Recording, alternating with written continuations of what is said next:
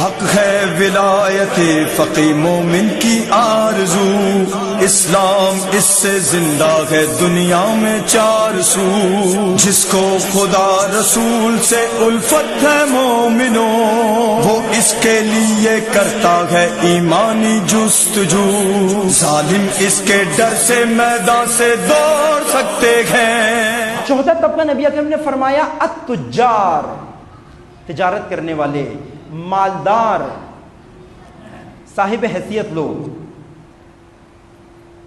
فرمایا کہ ایک طبقہ فقط تجار کے حوالے ہوگا، جن کے پاس مال و دولت زیادہ ہوگا، یہ ان سے متاثر ہو کے اپنی زندگی کا رخ وہیں کر لیں گے جہاں پہ ان کا رخ ہے۔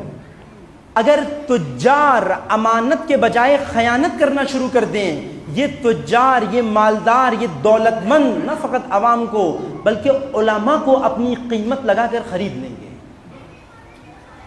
یہ تجار، آپ دیکھیں ہر فاسد عالم کے پیچھے آپ کو ایک دولت مند، ایک مالدار نظر آئے گا، جس نے اس فساد کے لیے اس عالم کو زمینہ دیا ہے۔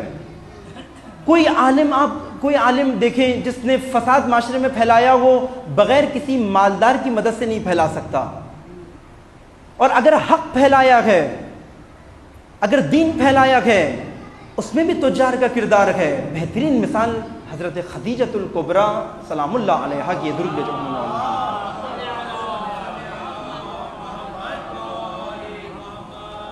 اگر کسی حقیقی عالم و حقیقی دین شناس کو سیرت خدیجہ کے اوپر مشتمل کوئی تاجر و مالدار و دولت مند مل جائے، اس کا مال حق عوام تک پہنچانے میں استعمال ہوتا ہے۔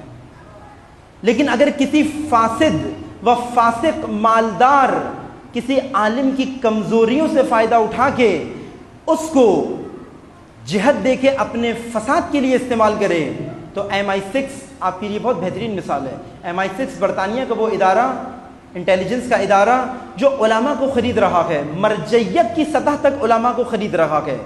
یہ تجار، عالمی تجار، آل سعود عالمی تجار، جن تجاروں کی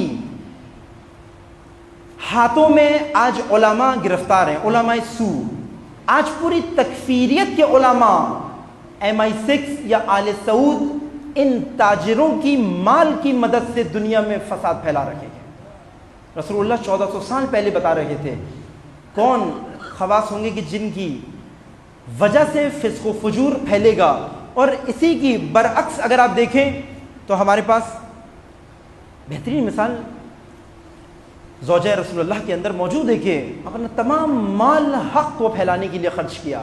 لہذا جب بھی آپ دیکھیں کوئی فاسق و فاجر عالم آ کر آپ کو راہ الہی کے بجائے کوئی اور راہ سکھا رہا ہو، یہ جرت اس کو کسی ایسے تاجر نے دی ہے کہ جب کبھی یہ پھنسے گا تو یہ تاجر اپنے مال سے اس کو بچائے گا۔ نبی اکرم نے کہا یہ تجار ذمہ دار ہے۔